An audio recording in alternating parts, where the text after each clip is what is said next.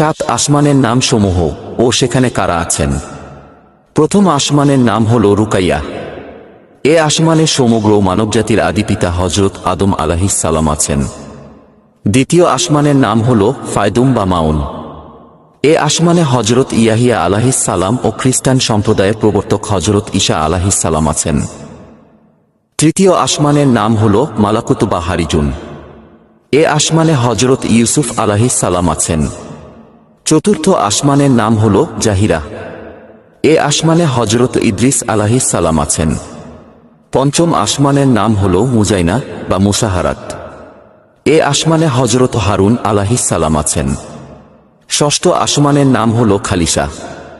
এ আসমানে ইহুদি ধর্ম প্রবর্তক হযরত মুসা আলাইহিস সালাম আছেন। সপ্তম আসমানের নাম হল লাবিয়াহ বা দামিয়াহ।